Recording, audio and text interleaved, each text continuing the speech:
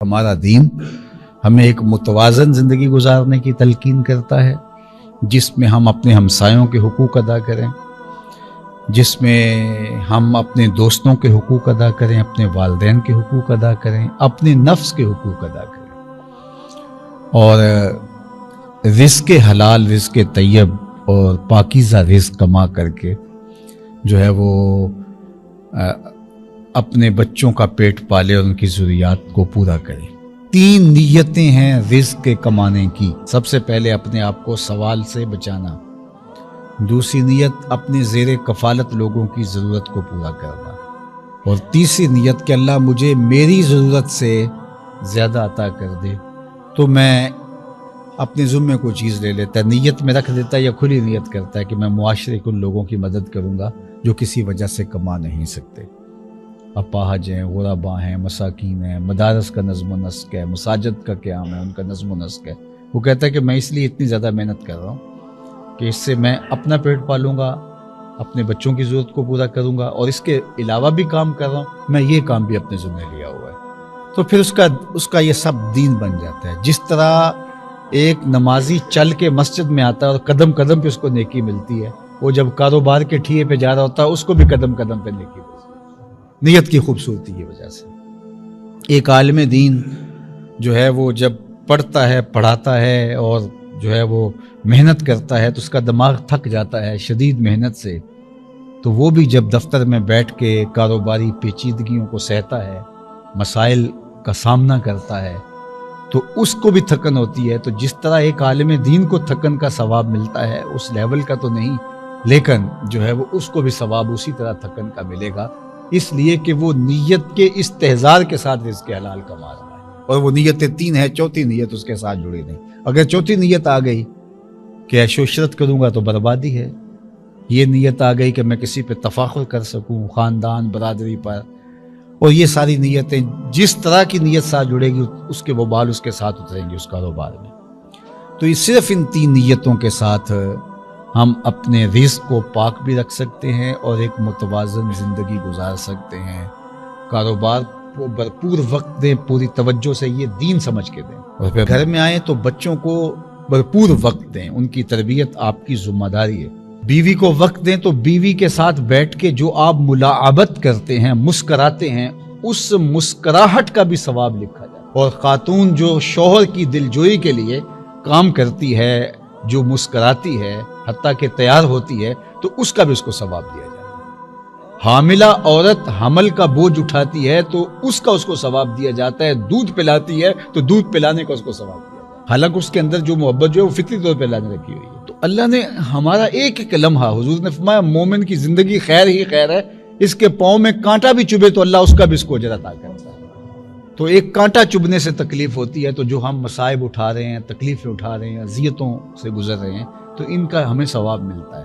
میرا یہ مطلب نہیں ہے کہ ان تکلیفوں کو مانگنا چاہیے، آ جائے تو صبر کرنا چاہیے۔ حضور ہمیں صلی اللہ العافیہ، اللہ سے کبھی تکلیف نہ مانگو، کبھی معاشی بدحالی نہ مانگو، کبھی غربت نہ مانگو، کبھی بیماری نہ مانگو، کبھی جنگ نہ مانگو، یہاں تک فرمایا جنگ بھی نہ مانگو، لڑائی بھی نہ مانگو۔ لیکن اگر تمہارے اوپر یہ چیزیں آ جائیں، بیماری آ جائے، جنگ مسلط کر دی جائے، غربت آ جائے، تو فرمایا پھر استقامت کے ساتھ جو ہے وہ کھڑے رہو، صبر کرو، حوصلے کے ساتھ کھڑے رہو، جہاں مقابلے کی نوبت آئے مقابلہ کرو۔ تو اللہ سے ہمیشہ عافیت مانگو، تمام امور میں، صحت میں، کاروبار میں، رزق میں، اللہ سے مانگو، اللہ رزق حلال، رزق وسیع، رزق سہل، رزق مبارک اور رزق فراواں عطا کر دے۔ تو اگر وہ عطا کر دے تو اس کا شکر ادا کرو، اس مال کا حق دو، اور اگر نہیں ہے تو جس حالت میں وہ تمہیں رکھتا ہے اس حالت میں اللہ کا شکر ادا کرو۔ ایک روایت میں آتا ہے کہ اگر میری امت کے کسی شخص کے پاس لو ان الدنیا کلہ بحذافیرہا، اگر دنیا اپنے سارے ساز و سامان کے ساتھ ایک شخص کے بید رجل من امتی، میری امت کے کسی ایک شخص کے ہاتھ میں آ جائے، یعنی دنیا کی ہر دولت، ہر ثروت، ہر اختیار، ایسا ممکن تو نہیں ہے عملاً، لیکن اگر فرض کرو اللہ کسی بندے کو دنیا کی ساری نعمتیں عطا کر دے اور ساری چیزیں اس کے ہاتھ میں آ جائیں، اور وہ کہے الحمدللہ، تو فرمایا الحمدللہ کا وزن اس سے بھی زیادہ ہے۔ کیا کرم نوازی ہے۔ اور میں نے دیکھا ہے کئی لوگوں کو، وہ بالکل غریب بھی ہوتے ہیں، ان سے کہیں سناؤ کیا، تو الحمدللہ۔ الحمدللہ کے لہجے سے جو ٹپکتا ہوا تشکر ہے وہ اندر کھپ جاتا ہے۔ اور کئی لوگوں کو پوچھے سناؤ، وہ کہتے ہیں بس چل رہی ہے، بس چل ہی رہے ہیں۔ اللہ اکبر۔ تو فرمایا کہ اگر دنیا تمام دولتوں کے ساتھ، تمام اپنی رانائیوں کے ساتھ اگر کسی شخص کے ہاتھ میں آ جائے، اور دوسری جانب فرمایا کہ وہ اس کے جواب میں کہ الحمدللہ، اللہ اکبر، تو فرمایا یہ سب سے افضل ہے۔ میرے اور آپ کے آقا و مولا حضور ختم المرتبت صلی اللہ علیہ وآلہ وسلم کے سینے پہ اترنے والی کتاب قرآن مجید کی پہلی وحی ہی اقرا ہے۔ قرآن کا آغاز ہی اقرا سے ہوتا ہے، پڑھیے۔ تو اس سے ہمیں یہ بات سمجھ میں آتی ہے کہ ہمارا دین کتنی اہمیت دیتا ہے علم کو۔ اور آقا کریم نے ارشاد فرمایا، جس پہ ناز کیا، انما بعثت معلمہ، مجھے معلم بنا کر مبعوث کیا گیا ہے، اس پہ ناز کیا۔ اور لوگوں سے کہا خیرکم من تعلم القرآن وعلمہ، تم میں سے بہتر کون ہے؟ جس کے پاس جائیداد کے انبار ہیں؟ نہیں۔ جو قد و قامت میں، جسامت میں بہت بڑا ہے؟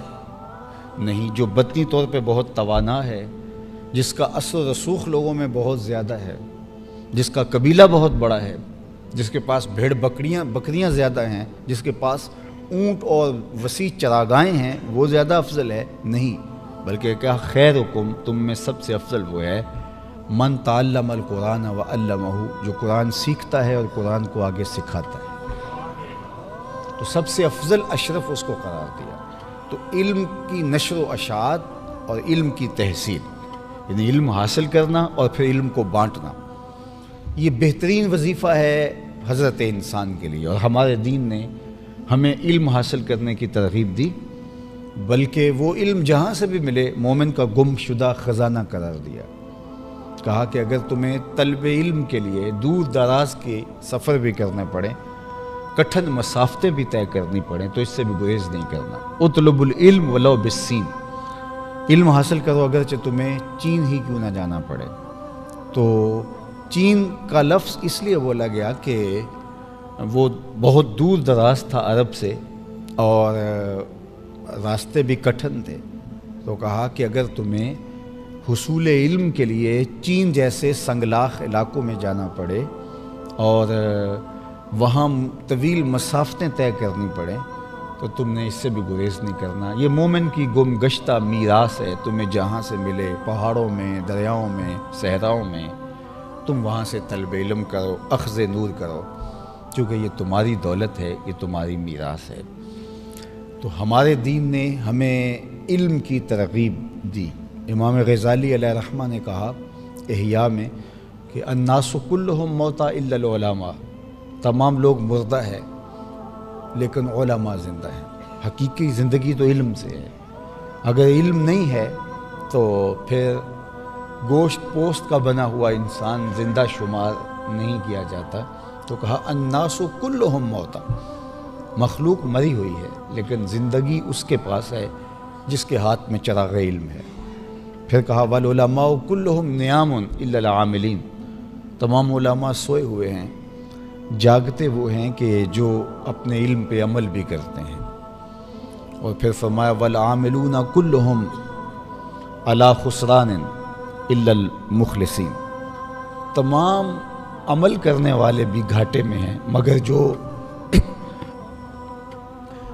اپنے علم میں خلوص اور للہیت کے چراغ کو بجھنے نہیں دیتے۔ پھر آخر میں فرمایا والمخلصون کلہم علی خطر الا الخاشعین، اور تمام مخلصین خطرے سے خالی نہیں ہیں لیکن جو خشیت والے ہیں، اللہ سے ڈرنے والے ہیں، اللہ تعالیٰ ان کو خطرے سے محفوظ فرما لیتا ہے، اپنی رحمتوں کا حصار ان کے گر رکھتا ہے۔ اور اس کو قرآن مجید نے جتنے جامع انداز میں بیان کیا ہے، 2 لفظوں میں قرآن نے اس بہت بڑی حقیقت کو بیان کیا، انما یخشی اللہ من عبادہ العلماء، اللہ سے ڈرنے والے اس کے بندوں میں سے جو حقیقی معنی میں خشیت کے مفہوم سے آگاہ ہیں وہ علماء ہی ہیں۔